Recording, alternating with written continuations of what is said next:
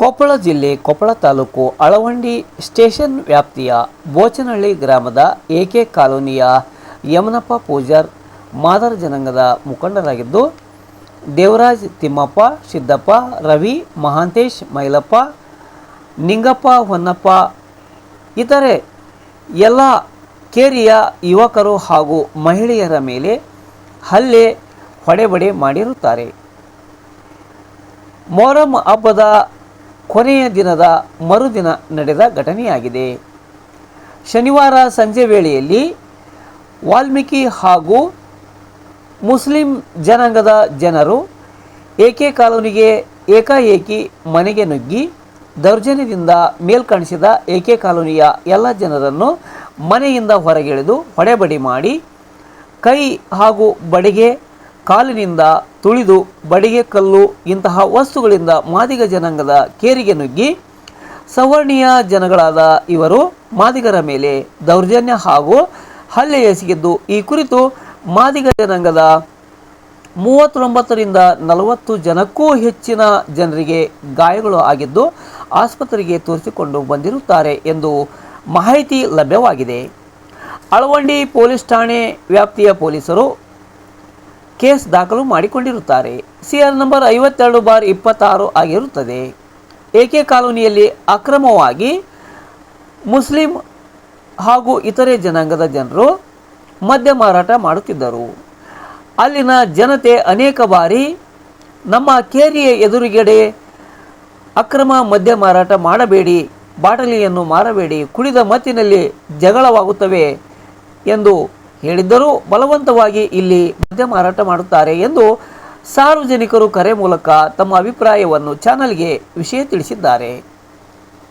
ಈ ಕುರಿತು ಕೊಪ್ಪಳ ಜಿಲ್ಲೆ SP ಹಾಗೂ DC ಅವರು ಈ ಕೂಡಲೇ ಅಟ್ರಾಸಿಟಿ ಕೇಸ್ ಆಗಿರುವ ಈ ಎಲ್ಲ ಸವರ್ಣೀಯ ಯುವಕರನ್ನು ಈ ಕೂಡಲೇ ಬಂಧನಕ್ಕೊಳಪಡಿಸಿ ಕಠಿಣ ಶಿಕ್ಷೆ ಒಳಪಡಿಸಬೇಕೆಂದು ಸಾರ್ವಜನಿಕರ ಪರವಾಗಿ ಈ ಕುರಿತು ಸಿಡಿದೆದ್ದ ಮೃತ್ಯುಂಜಯ ಕನ್ನಡ ನ್ಯೂಸ್ ಚಾನೆಲ್ ವರದಿಯಾಗಿದೆ.